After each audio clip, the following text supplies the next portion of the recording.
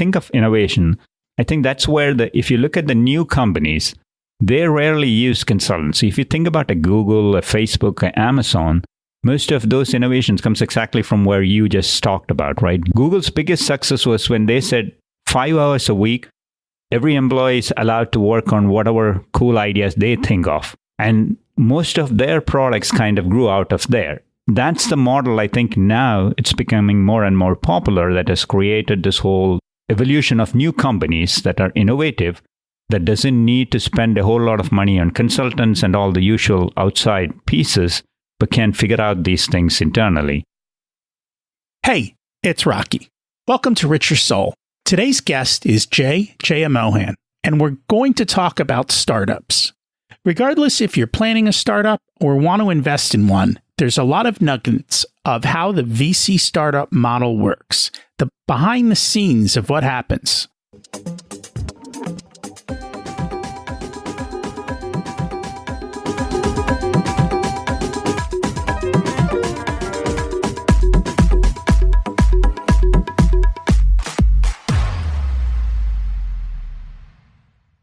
Imagine it's 12 months from now, and you've achieved your major life goals. How does it feel to be in the best shape of your life? To wake up energized, excited about the day? To have great relationships and friends who support you and propel you forward? How does it feel to have an excess of money, to be able to make the choices you want? To be fearless and open to trying new adventures? Imagine being connected to the universe and it providing everything you desire. It's possible over time, and your past does not dictate your future. The only thing holding you back from this vision is you. It's time to take control of our thoughts and use them to our advantage. Welcome to Richer Soul, where we achieve our dreams and bring balance to health, wealth, relationships, time, and spirituality. If you have not had a chance to listen to episodes 1 through 9, I encourage you to go back and listen to the framework behind Richer Soul and how to create the life of your dreams. You can also find all the show notes for this episode at richersoul.com. While you're there, you can sign up for a monthly email where I share the best articles I read this month, let you know about upcoming episodes, and share a little wisdom. You can also listen to coaching calls under the Coaching Calls tab. I also share the most interesting articles I read every week on Facebook at facebook.com/Richer Soul. And there's also a Facebook group where you can ask questions and interact with other listeners. Today's quote, "It's good to be the king." Mel Brooks in History of the World. That was a pretty funny movie.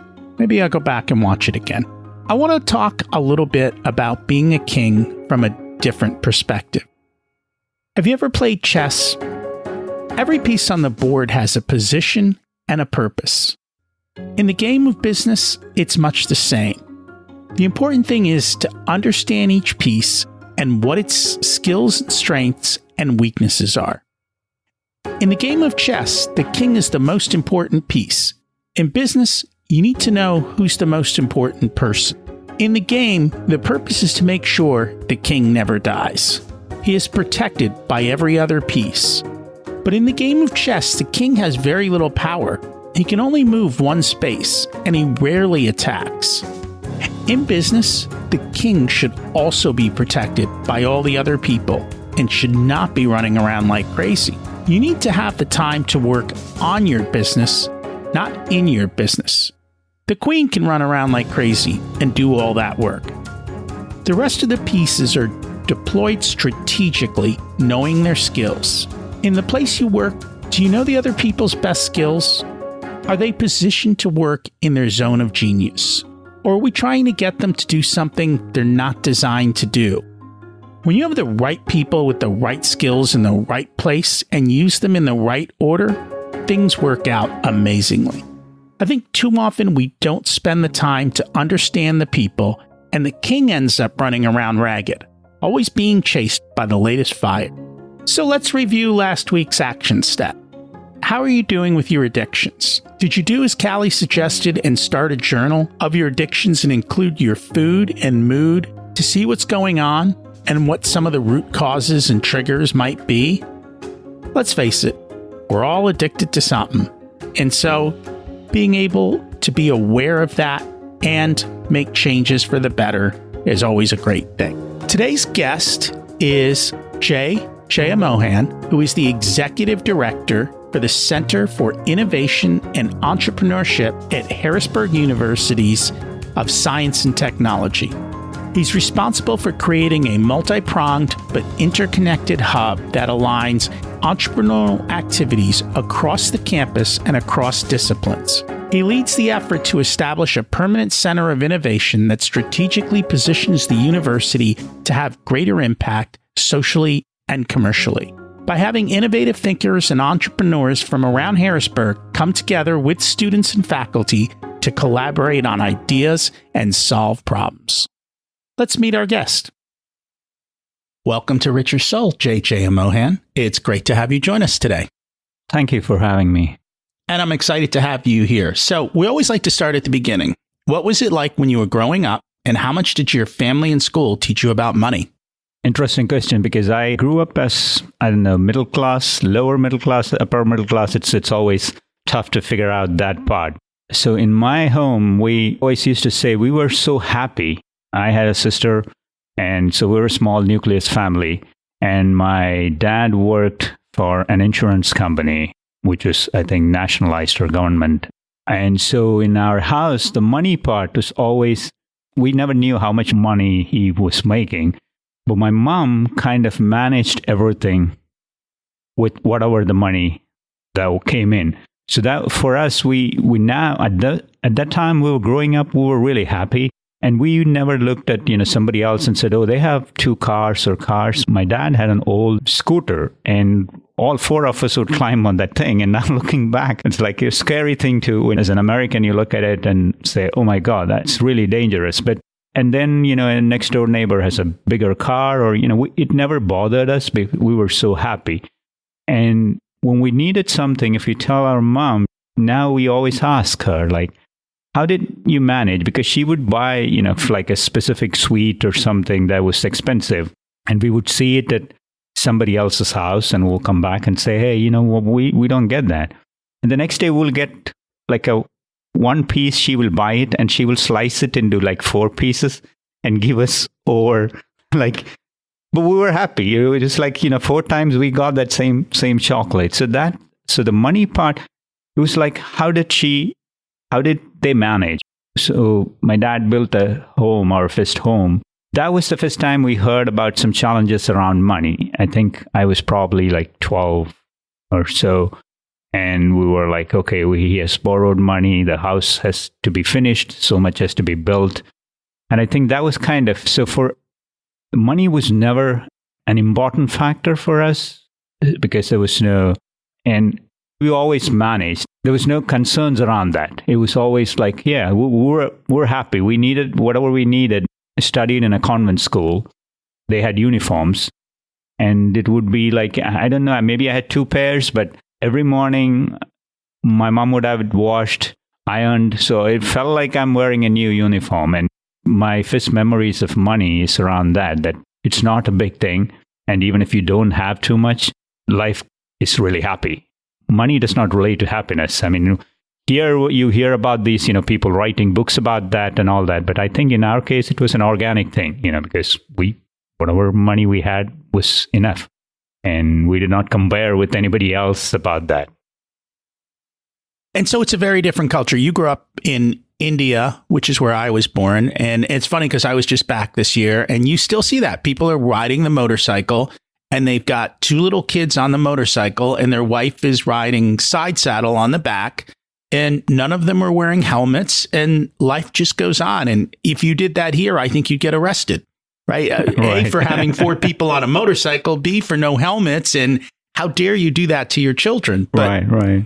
In other parts of the world, these cultures, it's just a natural way of life. I think we're so worried here, and we worry too much about safety that it makes it difficult to live life. Because in that case, you didn't have much, but you could still get by because you weren't fussing over these little things that, I guess, in a sense, really aren't that important, even though we think that they are. It's interesting, though, that you had that complete disconnect between money and happiness. You could still be happy without having that. And I think it's a cultural thing that makes it different. Plus, India is a very wide culture in the sense that there are so many economic classes, but within each economic classes, there is an economy for them. So even someone who has very little money can still go on vacation and stay in a hotel, but there's a hotel for a person who doesn't have a lot of money. Whereas I think in America, regardless of how much money you have, you all want to stay in a fancy hotel, or the cost is beyond the reach for a lot of people. So it's an economy built for that. And so it works for.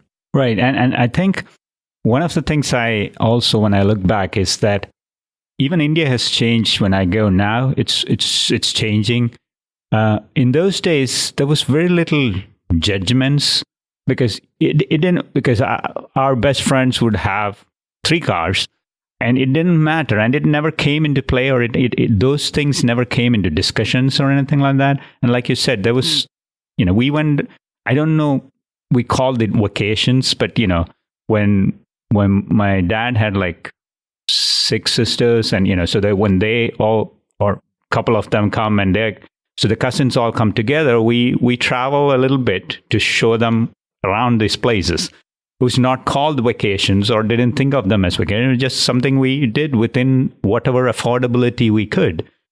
And that was fine. And then when, we hear somebody went to like Singapore, or, that was kind of the faraway lands that we hear, so, and you hear about that, okay, no big deal. We didn't really care about that, but now when I go back, or maybe it's the social media, it's how the world has become flat. People, when somebody talks about they went to Singapore, immediately 3 other people would say, oh, we went to, Thailand or Europe.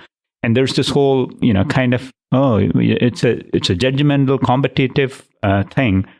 Versus at that time, we really didn't care. If somebody comes, rarely, and they talk about some foreign land and been there, we kind of, okay, good for you. And, unless the only things we would be curious would be when they bring in some interesting toys or something. Look at that and say, oh, whoa, that's, can I play with that? Beyond that, it never. But now I think that's where I think the money thing starts coming in. Like, how much does that cost to go there versus here, kind of thing. Because for us, me and my sister, we always talk that the best thing our parents did was we grew up in a very happy family. We were always happy. We didn't have everything, but we didn't care. And we didn't know what we didn't have. What was it that made it happy? Only trouble we would get into was around education, right? That was the big focus. So everything else was, we could do whatever we want. And my sister and I both got the same kind of freedom pretty much. And so whatever we wanted to do, whatever we wanted to talk about. And my dad, I still remember, I think when I was maybe 14, 15 or something, one time he sat down, I think he caught me smoking for the first time or something like that. And he sat me down and he said, make sure even if you do something really, really bad, the first thing you do is come and talk to us, because we are there for you no matter what. And so I think that's one of the things that made it happy, that, this is a place, whatever happens outside, we come back, my sister and I as soon as we open the door to our home, we're like bliss, nothing, no more worries. We're in a safe zone. So that I think was the key. And I think that has nothing to do with money. It's about creating that safe environment. It is. And part of money is that you get on a treadmill and parents aren't home. And if everyone's running around and the parents are stressed, then the kids get stressed. And if your mother wasn't stressed, then you don't get stressed, right? And I think it's true that, because I remember as a kid going to India at like 7 years old, and we would just go walk around and do stuff in a very busy place in a foreign land.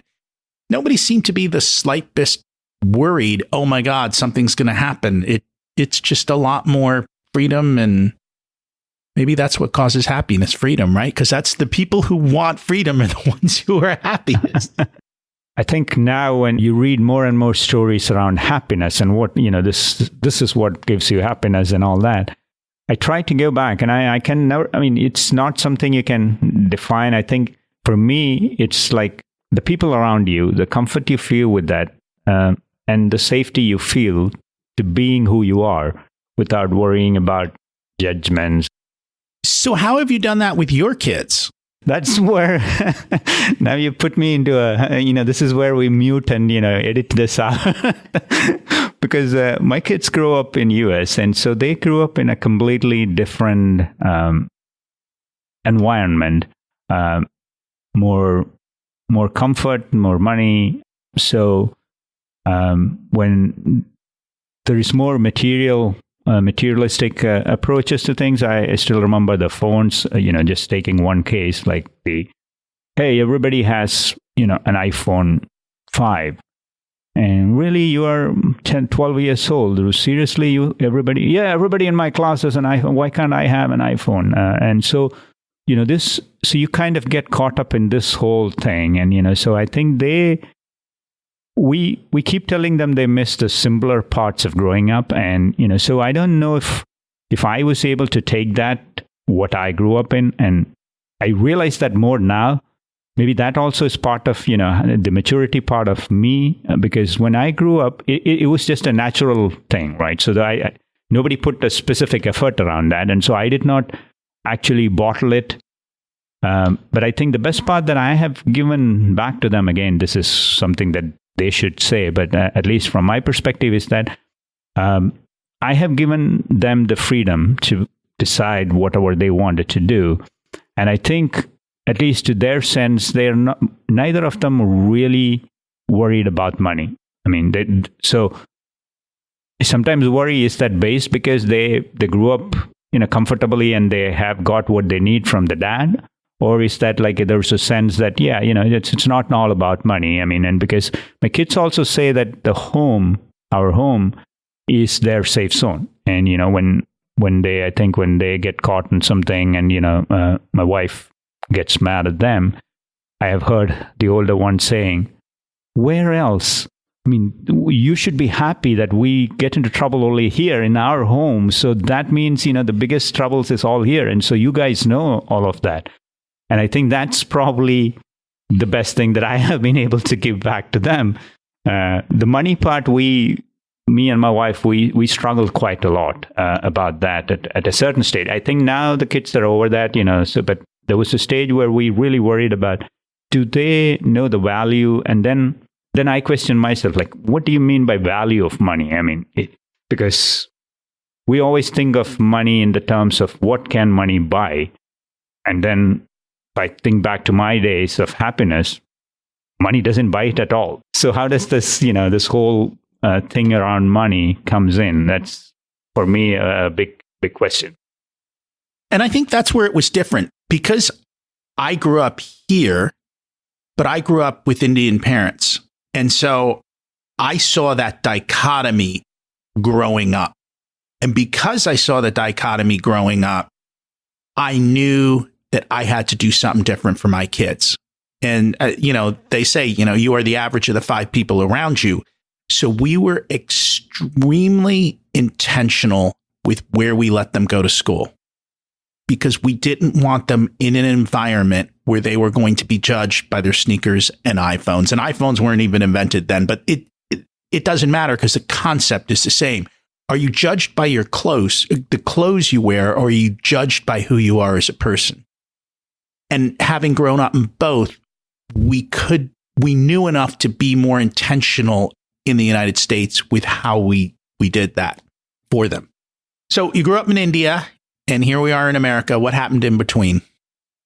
So like I said, the education was the big thing, big focus for my parents. So that's the only area where we always got into trouble, or, have you studied? And then that's the one thing I would say with the US and India, the difference.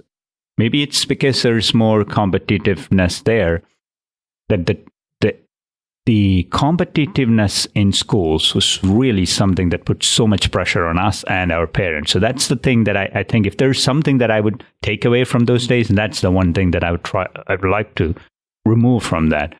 Because it was so much about, what's your ranking in the school, and would the top 10 ranks only make it to an engineering or medicine? Because career-wise, that was the two choices that you always kept hearing. That either you become an engineer or a doctor. I mean, if you don't become either of that, then, the whole world has fallen apart. And so you see so many parents with kids who are older than ours that go through this, that you kind of freak out. And then I think, luckily I made it, and I made it to one of the good engineering schools there. And so I graduated out in mechanical engineering. And then I worked as an engineer for a few years in India. And then I came over to US to do my grad studies. And I did management here. And my career, I would say, really started with PricewaterhouseCoopers. That was the company that I would say mentored me, changed me in so many ways. Because here was an immigrant who came over from India and, stuck here. And the whole culture shock, and there's a lack of confidence that comes when you watch people who can speak very well. And in school, I used to, like in the grad school, I was very conscious of, I would think 20 times in my head before asking a question about, is it right? Is it formed? Is it logical enough? And I would see these white kids that just stand up and sometimes ask the dumbest question. And I go like, wow, I can never, So how do you get to that? And that was, and then being able to speak, all of that. And then I started my career with PricewaterhouseCoopers. And this was the time the Y2K thing came along. And there was this massive influx of Indian engineers who could code well. And there was a level of respect at PwC for that group, because we were here to solve a problem. But then there was also, like you talked before about the different levels of economy. Consciously or unconsciously in PwC, there was that different levels. So all these Indians would be together and, they would all be mostly techies or coders. And then above that, there would be a different group of middle managers. And then, the senior managers would be all white, all blonde, square-jawed, look like newscasters of, it was kind of a profile. And I think I was, the one thing about me was I was always kind of a rebel when I'm put into positions like, this is what you do, I try to, why can't I do this kind of thing? I think that came from my comfortable growing with my parents, letting me ask those questions and living with that, which I didn't realize at that point, but now. So I would go in and have these conversations with senior people at PwC. And that so there was one of the people there was, the partner was the current North Carolina Senator, Tom Tillis. And he took a liking to me, and a couple of the partners there, it's like, okay, I was one of the guys who could speak half clearly. And my English was, I think, understandable enough compared to many others. So they would let me sit in some meetings and, have my input. And that and then I had amazing clients that I worked with, like British Airways, Wachovia Bank, Sony Pictures. And I would get thrown into these, situations where I'm dealing with really senior people and they are looking at me for an answer. And that really boosts your confidence level. And I think that was for me, from India to US transition. And along with that was the shows. I always talk about Seinfeld as one of the shows that the first time I watched that, I was like, what the heck is this? This is a show. I mean, I couldn't figure out what it is about. And the Indian shows are very emotional, long, song and dance and, all kinds of things. People crying in one scene, the next scene, there's somebody dancing.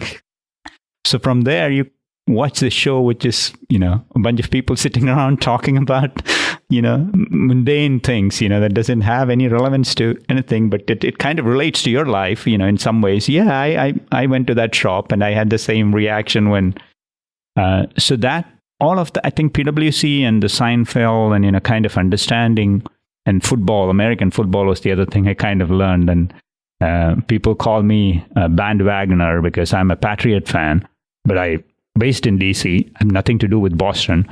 But the reason was when I first understood football, American football, was kind of following it. That was the year, the first time they won the Super Bowl, right? So I was looking at this team and trying to understand this, and somehow I became, so that was the team I became a fan of. And when I explained these to an American, even you, I would say, you would think, what the heck? That's not how you become. It's your team, your state team or your college team or, something like that. So that was so my journey, the first part was the PwC, and PwC essentially put me, and this is something I tell students and people that I mentor or I talk to. I would say the two things from a career advice, if I give anybody, is one, make sure you work for a consulting company, a big consulting company, because it puts you in situations which you have absolutely no idea of how to manage, because you're dealing with different kind of clients, and you walk in and the client always expects the consultant, because you're paying so many dollars to the consultant, that he can solve all the problems. And half the time we have no idea. And so that's a big point, because I want people to understand that. We all look to these experts and think they have all the answers. And the reality is, as you've just heard, they have no idea. Yeah. We had a whole set of jokes that we used to say, like, the consultant is the guy that takes your watch and tells you the time. There's another one where a guy is floating in a balloon, and he's kind of lost, and he's looking down from his balloon and ask a guy, "Hey, where am I?" And the guy tells him the longitude, latitude, all of the facts and figures. So at the end, the guy in the balloon says, "You must be a consultant." And the guy on the ground says, "How did you know?" "Well, you gave me a lot of information, but none of this was really useful." But at the same time, getting thrown into these situations really molds your character, because you walk in and you know that you are being billed at $280 per hour. And you walk in there and they say, "Okay, so and such thing is not working." And you freak out, because unless you're like, wow, 8 hours here, I mean, that's more than, $1,600 or $1,800 they're paying. And if I can't even solve this, then what the heck am I doing here? And, so you learn to what they call thinking on your feet and coming up innovative ideas and being able to look at places where you would normally not think. And I think that, so coming back to the money part, again, this is one of the things. There was a point where I was at PwC, and I think my billing rate was about $400 plus per hour. And I would be flying in on Monday and flying back. And that also is bound by the client. And so I sometimes look at that and say, am I adding that much value? Because if, there would be a guilt on my part. And so that is, I think, again, a realization of money, where you spend it and what are you getting in return for that. It makes sense. It makes total sense. And I think those are some of the ahas that I think I have in life is all the experts aren't really experts. And you need to be aware of that. Most of these companies, because I know when I worked in corporate America, that was our big thing. They'd bring in these people that were experts that had all this data, and we'd be like, but they don't actually understand kind of how things go together and what makes sense. They're looking at numbers. They're not looking at the actual reality and what's going on the ground. And they're like, we can do this better than they can, but you won't listen to us. And that's the problem. Management doesn't want to listen to the people below them because that makes them look weak. And then management pays thousands of dollars for an expert. And if you don't follow the expert's advice, then, well, you're the idiot for not doing that or for paying it all. So you get stuck in these cycles that until somebody's willing to break the cycle, unfortunately. When I think of innovation, if you look at the new companies, they rarely use consultants. If you think about a Google, a Facebook, a Amazon, most of those innovations comes exactly from where you just talked about, right? Google Google's biggest success was when they said 5 hours a week, every employee is allowed to work on whatever cool ideas they think of. And most of their products kind of grew out of there. And so, that's the model. I think now it's becoming more and more popular, that has created this whole, evolution of new companies that are innovative, that doesn't need to spend a whole lot of money on consultants and all the usual outside pieces, but can figure out these things internally. And one of the case studies that I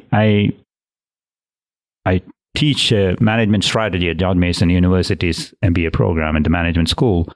And we use case studies. And one of them is about a Starbucks employee that they talk about this, the cold drink, the cold coffee. The first time it came out, it was a woman, one of their baristas at one store, who somebody came by and asked, "Hey, do you have anything cold?"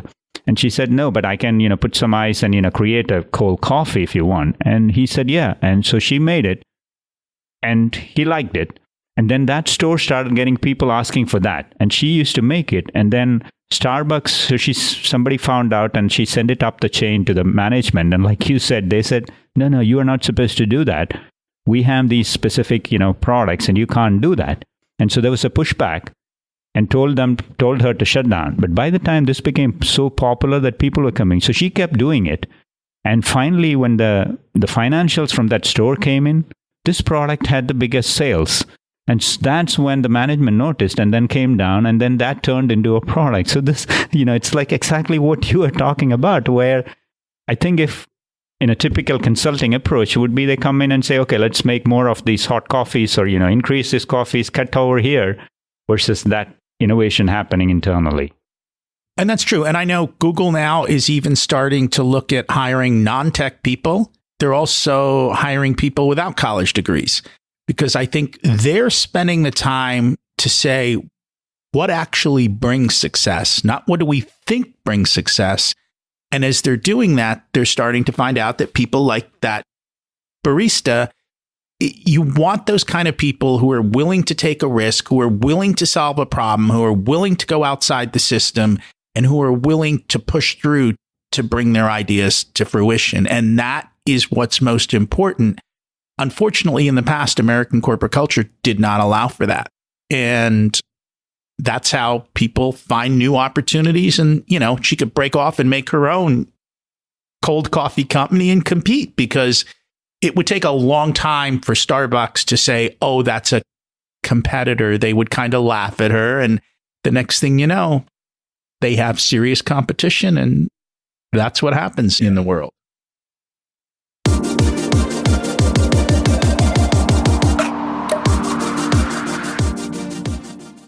Today's episode of Richer Soul is brought to you by Profit Comes First. Most small business owners find happiness in the parts of their business they love doing and working on. And unfortunately, for many business owners, it's not looking at their numbers. Let's face it, how many large tech companies forget that profit comes first? That may be the reason why Uber and Lyft may not be around in the future. For all their revenue, they still don't have a profit. It's not unusual, and it's a lot of hype and other people's money. Those profits, though, are the fuel that allow you to live the life of your dreams. What would it mean to you if your small business had a steady supply of profit to pay for all your needs and allow you to sleep at night in peace, knowing the bills were all covered? Learn more at profitcomesfirst.com, and you can also schedule a no-obligation call to see if this system can help your business. There's also a scheduling link in the show notes.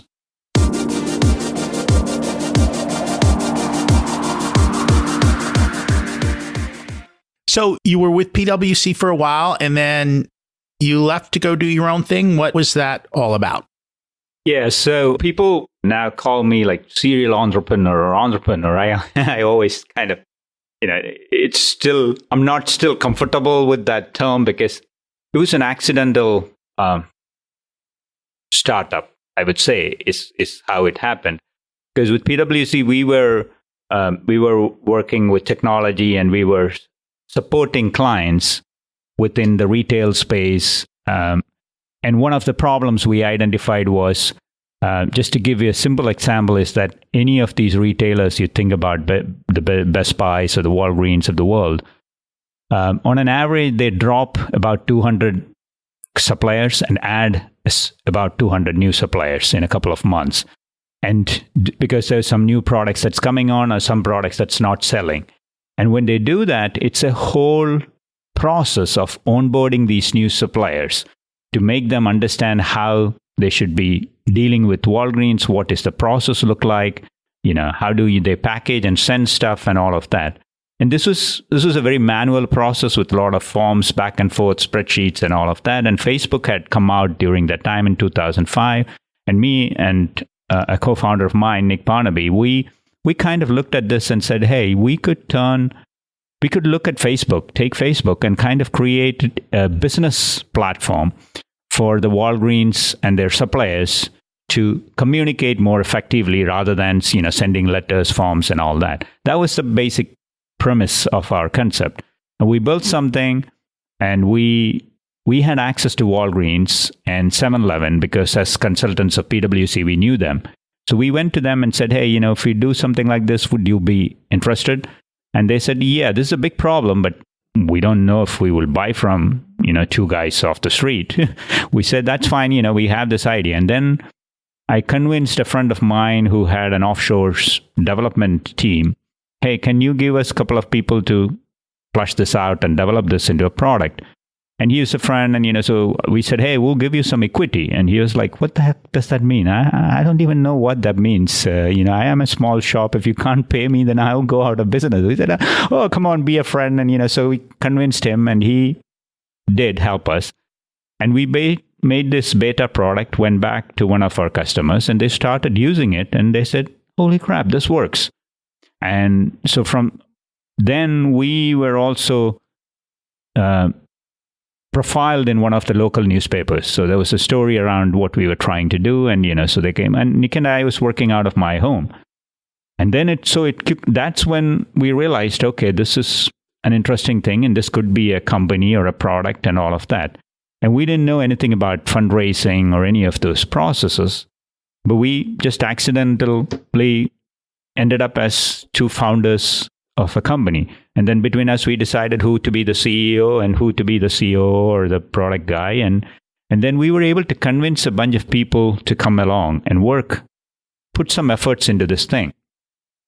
And so looking back, and now what I tell people is that when people say, oh, we can't raise money or we have this trouble, the first part is, can you empower a group of people, inspire them to join your crazy journey? Because that, to me, when I look, a lot of people at that time used to tell me, how are these guys, how are you paying them? And I would say, I'm not paying them. Seriously? So these guys are working for free for you. And, we were, I think it was like 4 or 5 or 7 people before we actually got some money to actually pay them. And even then we were paying below market. So what happened there is something, I think it's an organic thing. And so Nick used to tell me that I always say I'm not a sales guy. But Nick used to tell me that you are a sales guy because if you can close $1.5 million venture round pitching to a set of guys you have never met before and convince them to put money into whatever you're doing, that's a bigger sales then. And so I always used to say that's a passion thing. Because the way I talk about what we were doing, I was very passionate about that. I didn't know if everybody else understood it or not, but I was very passionate about that. This is going to change this. This is going to, make a whole difference and how much money you could save by using the solution. And that used to be, so Nick and I was kind of the team that we both knew exactly what this did, and we could pitch it very effectively. And that was kind of the beginning of what ultimately, the company was named Rollstream. And the idea was, or at least the name's concept was that like a stream, it rolls out to manage all the suppliers, right? Or connect with the suppliers. That was kind of what we named it. And I would say we were lucky in a lot of ways because the timing was right. We got our first round. I still remember. So again, the money part comes into play, right? So we we put our own little money. And the first thing we did when we started a company was we sat down and said, how much can we go without any income, right? This is an individual thing, not a company thing. So that's the first thing that you have to do. So Nick and I sat down and, we both made our own spreadsheets. And I said 8 months I could go without salary or income using my savings. Nick did the same thing on his side. And then, so that was kind of our first big milestone. So right now, when I talk to entrepreneurs, they put these, spreadsheets and, all these PowerPoints about milestones, and this is the things you have to hit. For us, we didn't have like a plan, but this was a big milestone because in 8 months, if we couldn't, so if in 8 months we couldn't start getting any income, we're done. That was kind of our big decision. So we did that, and then we went through, and I still remember it was like the 7th month or something. We had one customer, and we were trying to close a funding round. And we had a few things in the iron in the fire, but nothing had really closed. So Nick and I sat in my home, and we said, okay, we're going to shut it down. And we both said, do we both feel the same passion about this idea? And we both said yes. But then that doesn't mean anything, because at this point, if we don't have money in the bank, we have to shut it down because the family's going to be out on the street. And so we said, okay. And so we decided on that. We agreed on that, and we left. 1 week later, we closed. We closed our round. And so I still remember. So we were we were winding up everything, and that's when we got the call. And when we heard that we had the money in the bank, I went to the refrigerator and we were looking for something to drink, and we finally found like the end of a bottle, a little bit of whiskey or something. And I don't even think Nick was a whiskey drinker. We poured a bunch of water, toasted, cheered, and a drink. And that's where, so the part about where, when I grew up, money was never, I didn't know what was the value of money or did it really matter. But here was a point where we actually thought, wow, having that money really made a difference to us. And that also led to the next round and the following rounds and how we kind of grew from there. And I think that's a big thing. People don't realize starting a business takes time. And you had an 8-month runway, which is fine. But for most businesses, I look at least a 1 to 3 year runway. 1 year to even start getting stuff coming in the door, 3 years to start breaking even. And I don't think people realize how long it takes to get something off the ground. You've got to be able to do that. And for some people, you can keep a corporate job or have another job and do it on the side, or one of you works and one of you is in the business, but you figure it out. But it does take time, and it does take sweat equity if you don't have the funding. But when you have the fuel, it becomes easy to go through that 2-3 year process.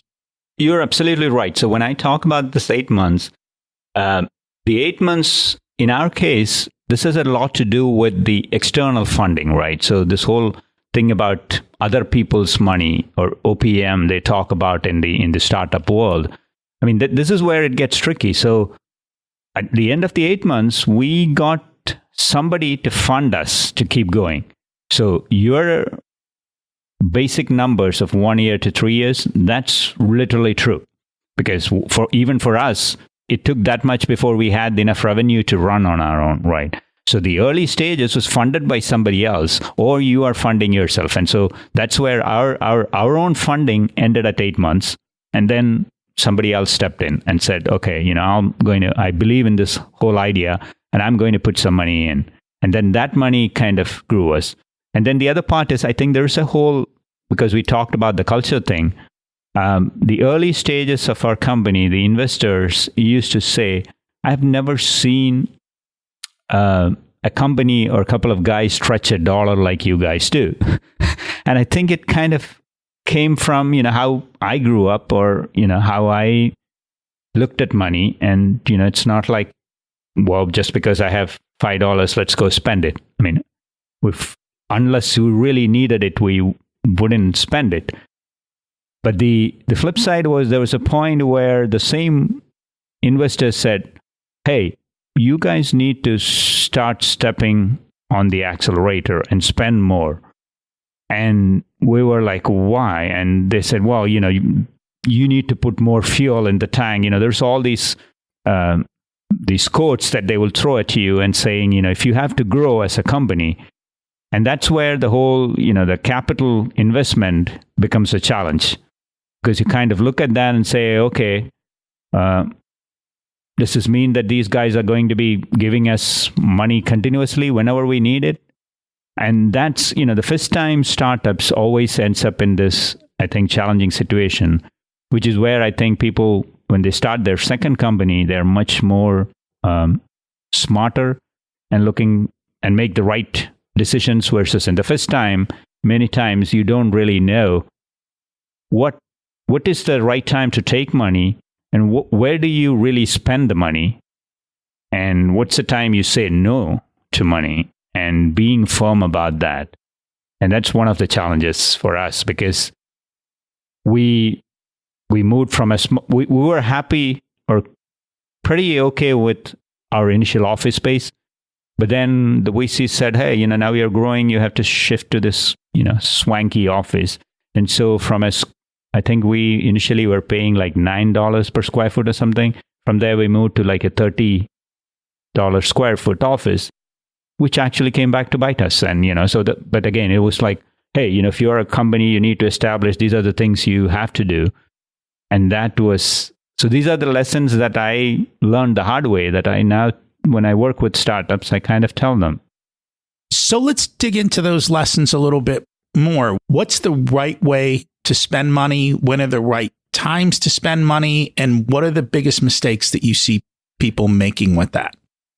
I have this theory that an ideal startup has to have 3 kind of personas. One I call a hacker, the other I call a hustler, and then I call a hipster. So it's an H cube, so 3 H's, right? So most of the startups starts with this hacker persona, which is somebody who understands a problem and has some technical background or some conceptual way to solve that problem. So that's usually, but that person doesn't have an understanding of the customer side of the story or the sales side of the story. So what happens is, when they develop these solutions, usually that's where the wrong, somebody comes along and says, oh, this is a cool idea, I'll give you some money. And then you take that money and then you keep spending it on the wrong places. So for me, I always say, when people talk or plan something from left to right, I always start from the right to left. What I mean by that, you're starting at the end, right? You're starting at the end and then working backwards. How do I get there? Right. Okay.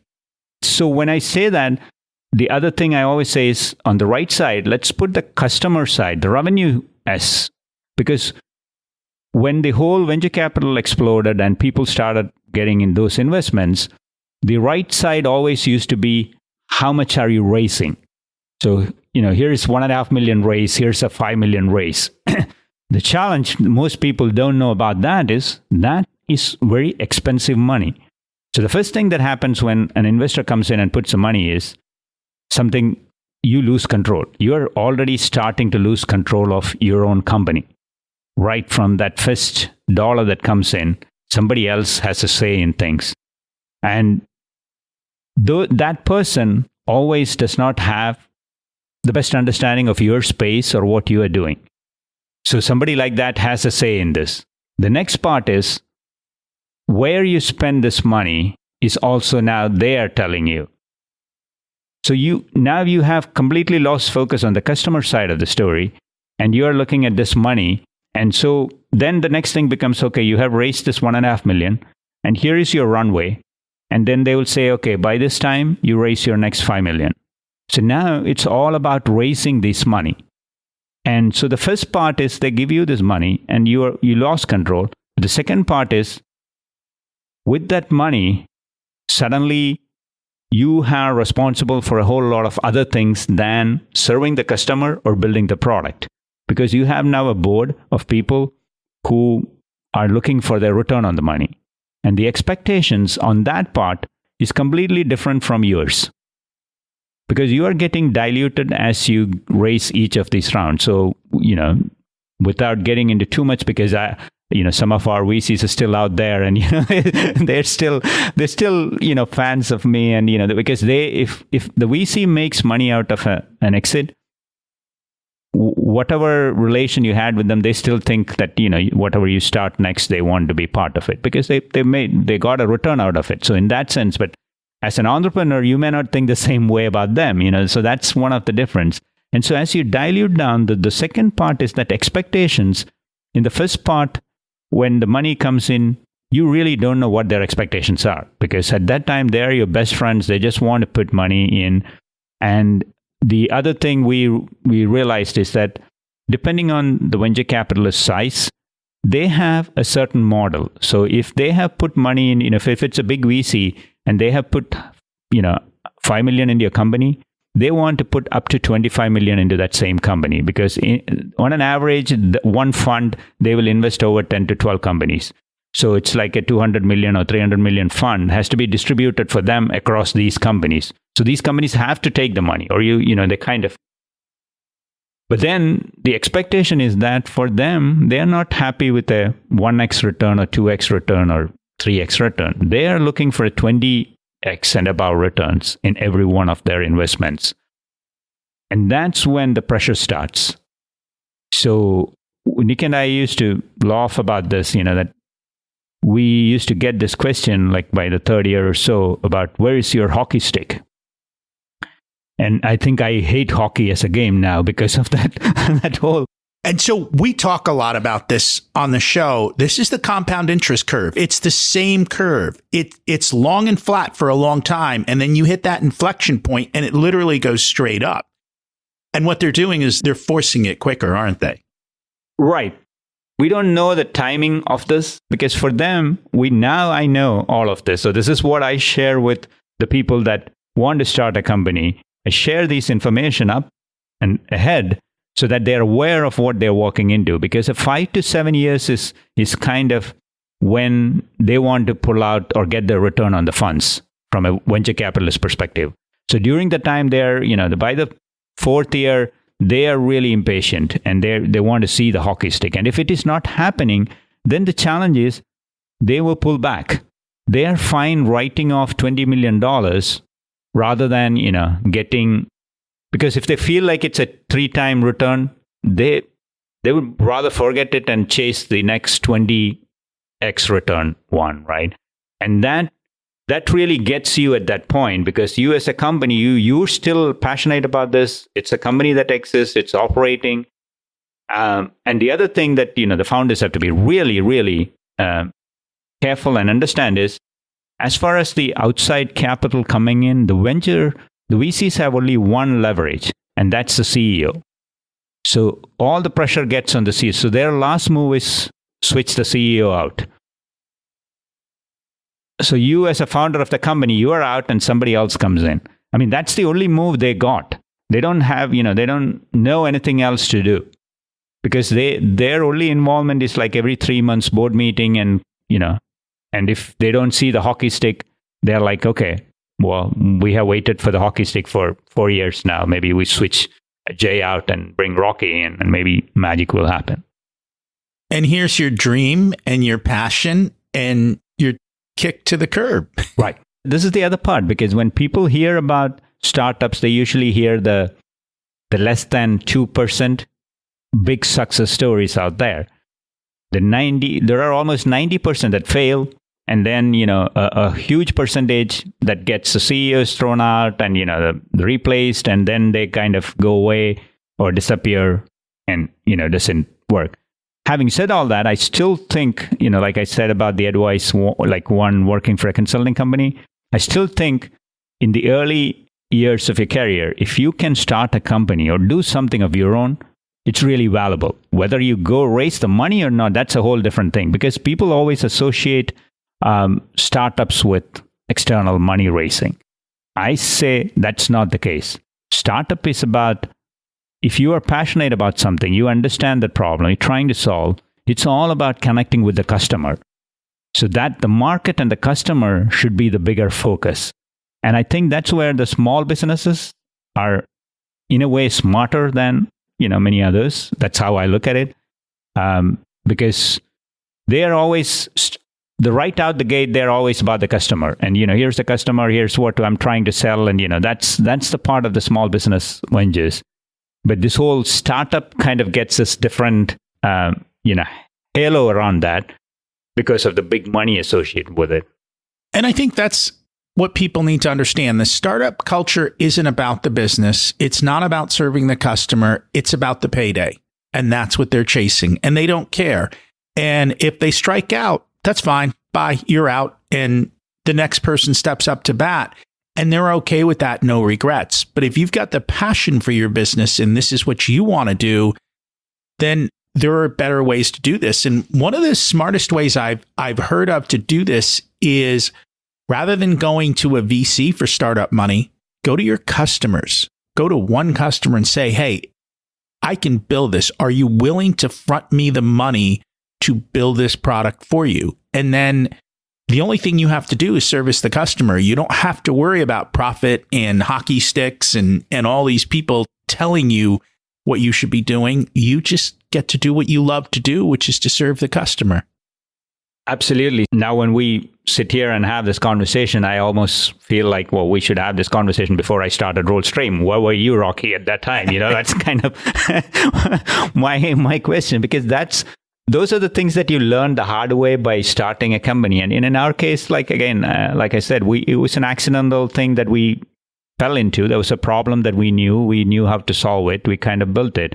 But then what we didn't know was, suddenly we, with this whole external investment, we started out with the customer focus, but we quickly became more worried about the next round funding. And then that became a chase. And a lot of my time was spent in board meetings and trying to make pitches for the next round and, go to Silicon Valley. We walked up and down that Sand Hill Road and, spend a lot of time dealing with that group.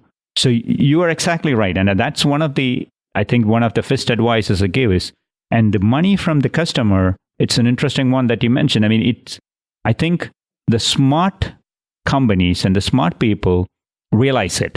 And then, I'm putting myself in the dump equation in this part of the conversation. But so that's something we didn't realize, because now going back to some of our early conversations, Walgreens, when they started using our software, they told us we couldn't tell anybody that they are using the software because they didn't want, you are two guys and doesn't know if this will last.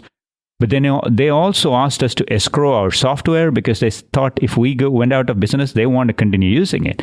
So to your point, if we were smart at that point, we would have said, hey, Walgreens, you want to make sure this is continually used? Put some money in, $500,000 is chump change for Walgreens, and we could have taken that and give them a small equity, and they would never have been on our board or wouldn't screwed us. When you did this, were you still working for PwC? Yeah, so that's a whole different story. So when we started this, Nick and I, we started with the moonlighting kind of, we were both working there and kind of had this. And we quickly realized that wouldn't work, because if we were serious about this, we had to quit. And so I talked to PwC. So the first thing was, hey, maybe PwC would be interested in this. I think that's where you are going with this, or at least that's my assumption. So I went back to PwC and said, hey, I have this idea which is kind of falls in your wheelhouse. And, this is what we are trying to do. And they were not interested, because the consulting model is all about optimization of the man hours, right? So they would rather keep me doing that $400 plus consulting, and my optimization at that point was like 95%, which is pretty high. And so they would rather keep me doing that and not get distracted about, a product. So Nick and I came to a point where one of us had to quit. And at that point, my wife was also working. So Nick said, hey, you have to do that because his wife was not working. And so the lower risk was on my side. So I quit. And then the thing that happened was one of the business journals. So we had a first story that came out in the local press. Then Business Journal came to know about what we were doing, and they decided to do a story. And when that story came out, it kind of forced Nick's company or Nick's hand in having to quit. So that's kind of how. So we, at least for a lot of people that know about our journey, we went through, I would say, pretty much every classic mistake that you could think of in a startup. We made all of them. We had an early investor who was such a pain that when we got a second investor, we actually took money and paid him off and got him off. And that, at the time, the people told us it has never been done in the DC area because the whole idea is that you want to use the money to grow your company, not pay off somebody, because his term sheet was that it will turn into equity. So the way, and he had a right of call, right? So he could say whether, we pay him back or not because he's on the board. But the way the term sheet was written, on the day it was a debt note, and on the day the note becomes due, on that day, we could pay him off. After that, no. Before that, no. So we had a great attorneys who advised us against doing it, but they said, but if this guy is really, not work, and we just couldn't, he had no clue what we were doing. He just came on board because he thought this was, going to make him a lot of money or whatever. And on that day, we actually met with him in a cafe and handed him the check, and he was really, really angry.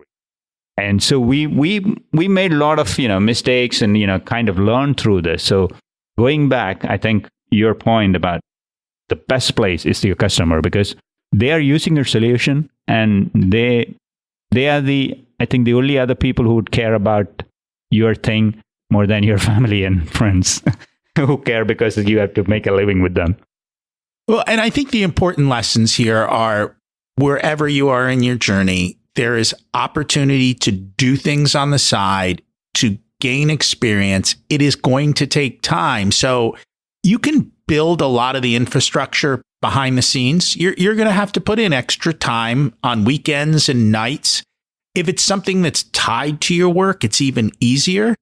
You do have to stay under the radar, clearly. And there are ways to do that without using names. And there's even ways to get press without using names. You can use front people. There's a whole bunch of ways to solve all these problems.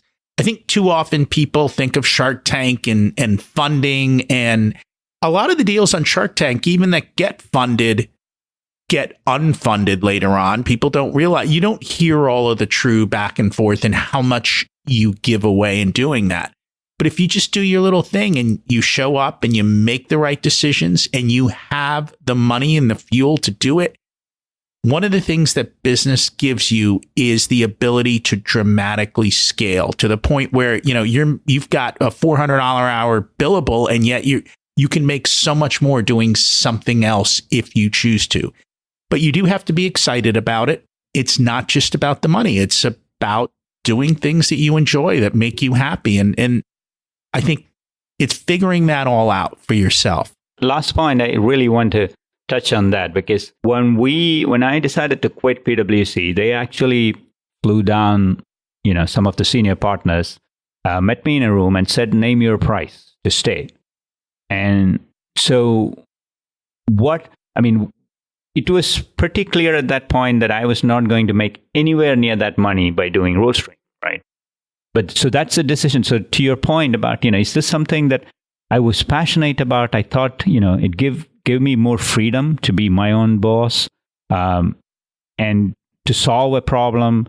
I could see the customer side of the story. So at no point during that, maybe even like up to the 6 months, we never thought this was going to be a company and it was going to grow and it was going to exit or raise money. And none of that came to, it was more about, we were very excited about this whole thing. And we thought, hey, there's a freedom here. And Nick and I both felt the same way.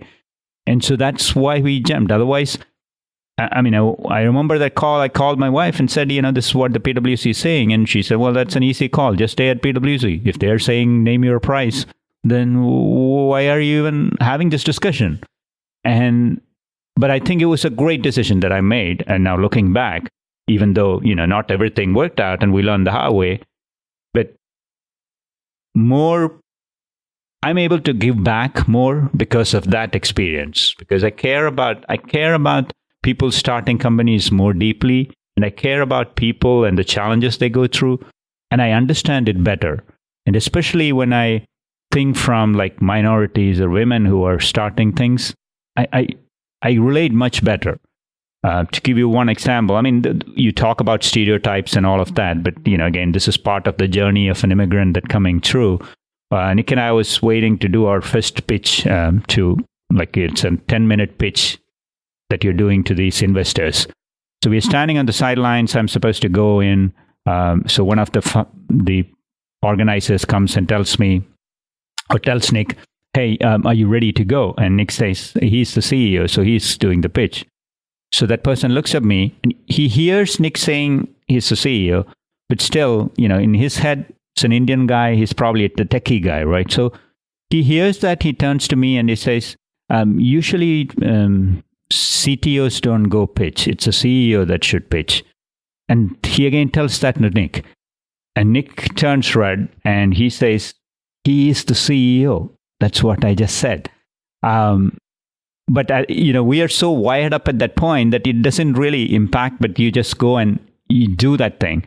So having gone through these kind of, and experiences now, when people talk about, the challenges of breaking into an ecosystem, that's where the word empathy comes to me, because, there's one part of that, beyond passion, now I'm realizing there's something else that's also needed to encourage new startups or guide them in the right way. So let's spend a moment on that topic. Clearly, everyone talks about passion. Nobody really talks about empathy. They talk about vulnerability, but not empathy. So what does that exactly mean to you? And what do you mean by that? I hate when people say discriminated against or racially, because the way I look at it is, it's empathy for me is understanding, being able to understand the other person's viewpoint. And you may not completely agree with that, but understanding the other person's viewpoint and realize where they are coming from, right? I mean, that's the key thing. So each person has a unique dynamic about where they came from. So for me, like I said, from the India and having that opportunity, I think in my case, the biggest advantage for me was there was this big focus on education. So I had this, But when I talk to somebody else who doesn't have that background or comes from, a completely different background, and they're starting something, and they don't speak the same languages or the same acronyms, and people kind of, push them aside. I see that even in students when they form a team and there's a dynamics in there, like, somebody from Japan, somebody from India, and the Indian person doesn't speak much because he's kind of, and then this is where the empathy comes in. I look at that and say, I know what I went through that, right? I mean, so you're trying to put yourself in the foot of the other person and trying to understand where they are coming from. And that needs, and they need a certain different things than the typical startup guy. So how do you feel? So when you talk about women entrepreneurs, right, the challenges, and, sometimes people say, well, it's all the same. But there are, the background, the systems, where they come from, how they usually talk with people, or how they, all of that comes into play here. So the way I would say is, when you go to Silicon Valley and you are pitching to 10, 12 people who are all white men, and they give you, so right into the second slide, or you go with 10 slides, and by the second slide, they're already ripping it apart, asking a bunch of questions. And the ability to stand there and being confident about answering, and, it takes a lot of you to do that. And a lot of people don't have that. So that's where, for me, the empathy is when somebody struggles, there's a student here who came to talk about, and, being in our incubator. And he was African American, and he came from a very poor, depressed background. And so when he came in, the first time I came in, even me, my initial reaction was, this is not really much of a thing, I don't think, because he was very soft-spoken and he couldn't, really explain what he was trying to do. But as he explained the whole story, his brother was shot at 15 years old because they live in a poor neighborhood and, there was a lot of gun violence. And then his friend had, somebody died related to him. And they went through a very depressing kind of period. And out of that, they came out to this whole idea of a concept called Love Lost, LUVLOST. And so the idea is they started putting together T-shirts with the logo of Love Lost. And it's for anybody who has somebody close to them die. And they kind of hustled it at their home and, created a few, and it sold out on Instagram. They put it, and then they were invited to a fashion show. But he is the way, the background and where he is coming from. If you put in front of the Silicon Valley, he's not going to even get a hearing, right? I mean, this is where the empathy part comes in. And that's where, trying to put yourself, understand where he's coming from and trying to filter through the noise and getting to the crux of the other person. And that takes an effort. And most people, and that's listening. The other thing is, first listening to the other person before you respond. So that listening is, if you genuinely listen, I think empathy comes in. And in today's environment, I think it's a really important one because people are just reactive to the core. And, before you hear everything, you get either really angry or you dismiss it or you walk away, versus trying to, listen to. And I think before you made this point, and I think that's maybe it is somewhere there because India has so many different cultures that you kind of grow up in that environment, that there's some part of it that's imbibed in you. Because, if you think, for people who don't know, if you think from Virginia and Maryland, it's two different languages, right? Or Pennsylvania and Maryland, that's two completely different languages and cultures. So, it's the neighbor. So India is like, I grew up in Kerala and the next state is Tamil Nadu. We both speak completely different languages, but you still have to get along, and as a whole country. And I think maybe that's part of where, some of this comes from. I'm not claiming that only we have it, but at least the empathy part is something very important for me now as I sit with, different kind of entrepreneurs, because when we did the startup, we saw mostly same kind of people, right? And then there's a whole argument around the whole Asian population. I mean, this gets my nerves always. Because when I'm in a conversation, people will say, well, you guys are not counted as a minority. And I'm like, why not? Well, there is so many Silicon Valley CEOs, or there are so many of you in Stanford or Yale and Harvard. Well, that does not really change anything. So for me, it's like figuring out, okay, what helped us get there? What was that work ethic, or what was different in our case? And how do we understand that? And that's the empathy part, right? Understanding that and being able to help somebody who is a minority or a woman, but is not able to do that. Is there something that unique to us, or something that we did in a different way that we can kind of bottle and kind of take over and help others? So that's one of the things that I'm always trying to do now in my current role, and as because people come to me for advice a lot as an entrepreneur or a serial entrepreneur, and it's not about raising money or any of this. Figure out the customer side of the story and how do you grow. And so you made a lot of interesting points, and we talk about that a lot on the show. Everyone looks at life through a different lens, and there's a million different lenses. And if you put on someone else's glasses, you really can't see because everything is blurry. But it's being able to see through their glasses and see it from their perspective. And you made some early points, at PwC, all the partners look like X, because that's what tends to happen throughout. You hire people who look the part, who talk the part, but they may not even be the part, right? And that happens across so many different areas in life. And the same thing happens. When you go on Shark Tank, you're always going to get asked about the numbers. And it's always interesting to watch the people on Shark Tank who don't know the numbers, and they get hammered at that point because they're not speaking the language and the lens of their customer, because we go back to the customer. What does your customer want and expect? And so it's just having,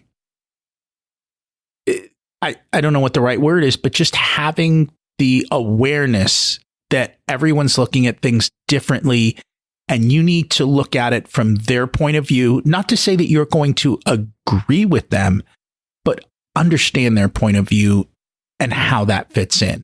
And, I think one of the things that comes back, you asked why Asians tend to succeed. I think there are two things. Number one, in our community, you're just expected to succeed. Like, it is an underlying current. You have the ability to succeed. You can succeed. And then there's a support system behind you.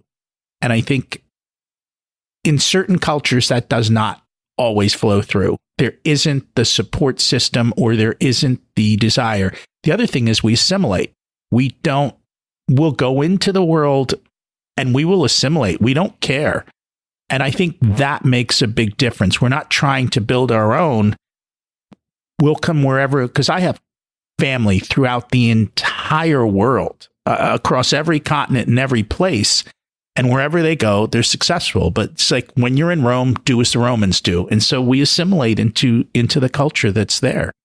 It's looking at their lens and understanding how things go. And it's a struggle to do that. We talked about that early on. You're outside of your comfort zone. And so you've got to get comfortable in that new environment. That last point about assimilation, I'm a big believer in that. And I have had this conversation with so many people within the Asian and Indian community, is that my kids grew up here, and I said, they grew up in the US culture because I made the choice, they didn't. And so I don't want them to be confused with like two different cultures. So it's important for me to speak English and, that language and, focus there and all the good things about this culture being learned.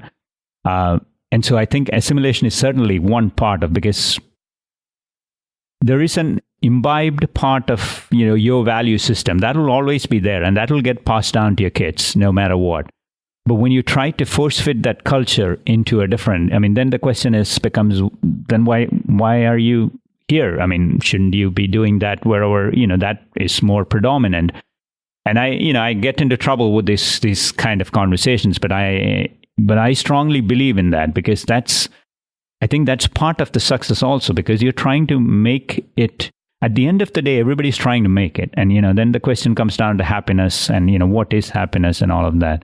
So when you're trying to make it, if you chose your path, especially when you move from, seas away from a different, continent into a faraway continent, you have made that choice because there are certain things that you want over here, and you think this is a better place, and you want to, be part of it. So the best way is to assimilate and learn from that, versus, you come all the way there and try to force fit whatever, it's like the round peg on the square hole kind of thing, right? Or the other way, which doesn't make any sense to me. So I completely agree. And, so it's interesting because you bought some of those things which I now will be using in my conversations with, like, what are some of the things, when I talk about empathy and, the assimilation part and the expected to succeed is the other thing with a lot of, which is true.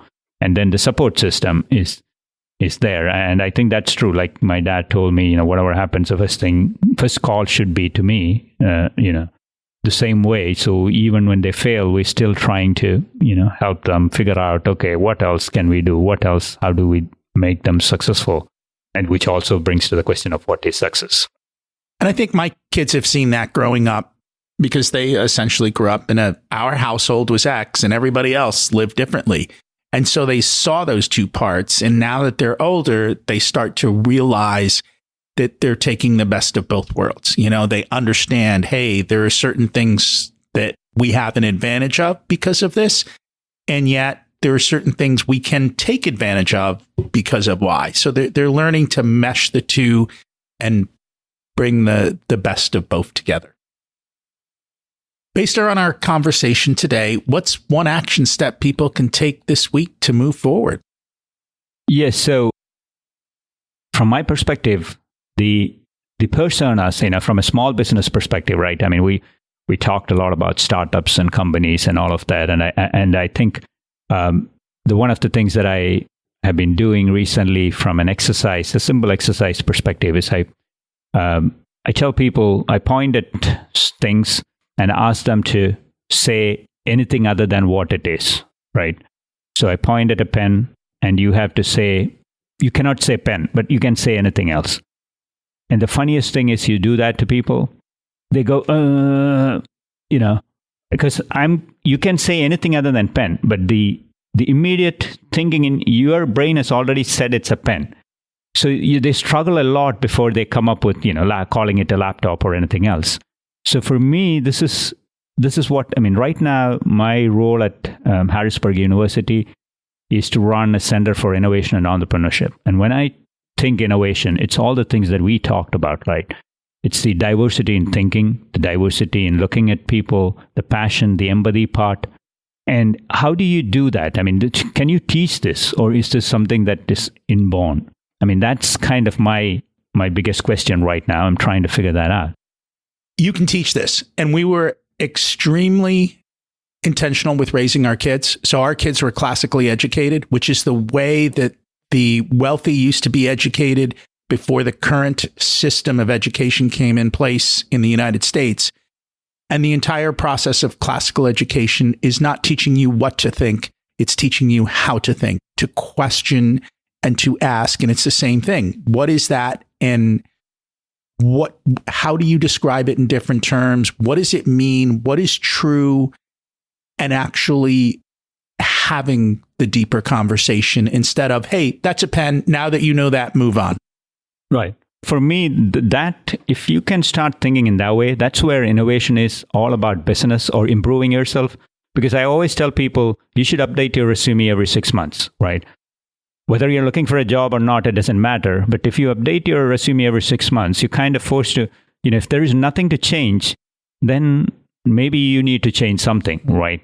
So that's the same concept comes into the business also. So if you're a small business, what's some of the things that you can do differently?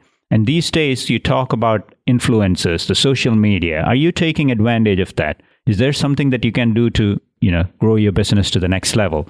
And I recently was quoted in an article about creativity here in the Penn Journal, and this was all about small business and what they can do from a marketing and creative perspective, right? And so I was talking about that the traditional way or the standard way of looking at things, that's what you should change. And you can do that every day by looking at simple things. And it's interesting, before we start the conversation, you talked about the whole profit. So that to me is exactly part of that thinking, right? As a small business, are you looking from that perspective versus, every day, okay, I have only this much money and I've got this much expenses and, trying to balance that out versus trying to figure out where is this the most value in? Where is the biggest impact in that I can do that can improve my customer side of the story, right? So that's where, going back to my H cubes, the hacker is the guy who starts or can solve a problem. The hustler is the guy who can actually close deals, go out and hustle and, trying to convince the first customer to give you some money. And the hipster is the third part of the persona, where I see somebody who has empathy, who understands the customer side of the story more. So what are the next set of features that you can bring out? What else can you do to improve that? So I think if you think in those three terms, I think that makes a tremendous difference because most small businesses have one or two founders or, people in the senior, and they fall into one of these personas. So they keep doing that thing. And the other two, if you can complement, I think that will make a huge difference. Absolutely. You have to have harmony across all the business parts. And if it's not you, then find people to fill in the voids and just make sure it falls in line with what your principles and values are. And then it all comes together.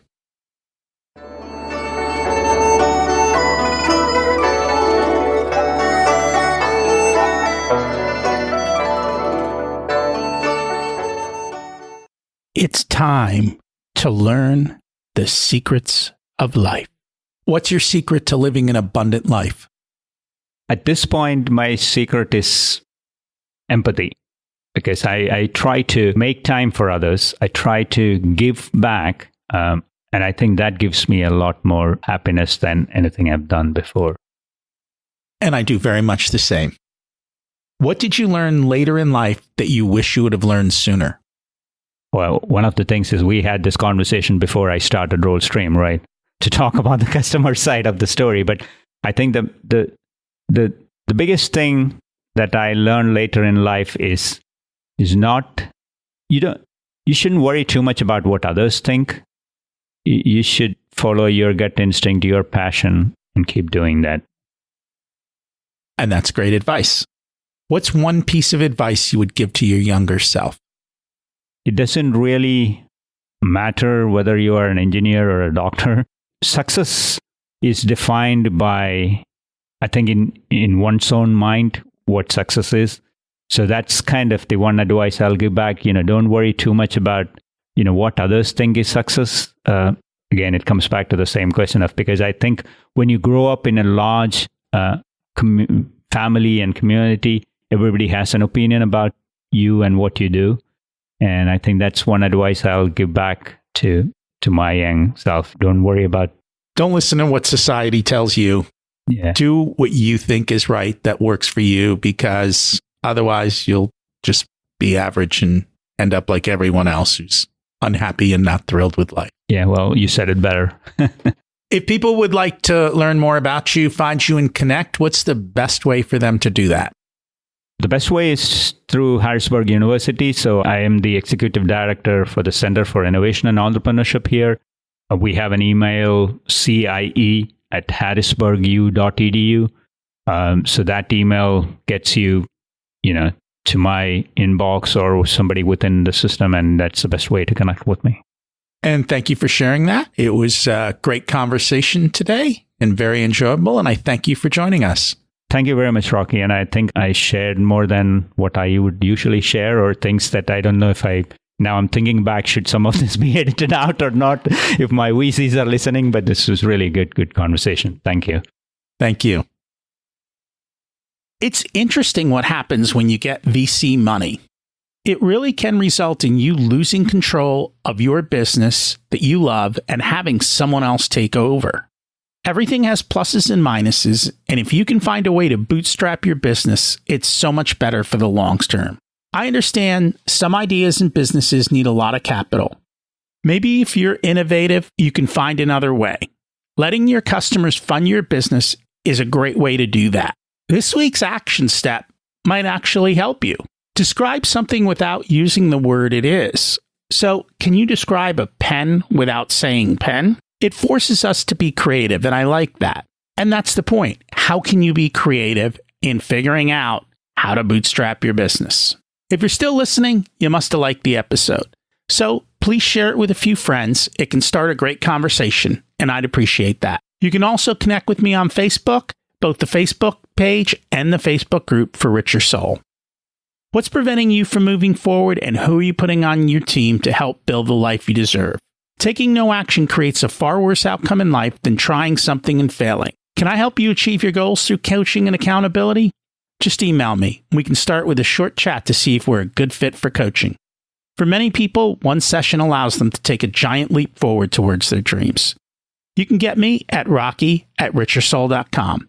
I'd love to hear how you're doing and how the information I've shared has helped. Thanks for listening. Have an abundant week.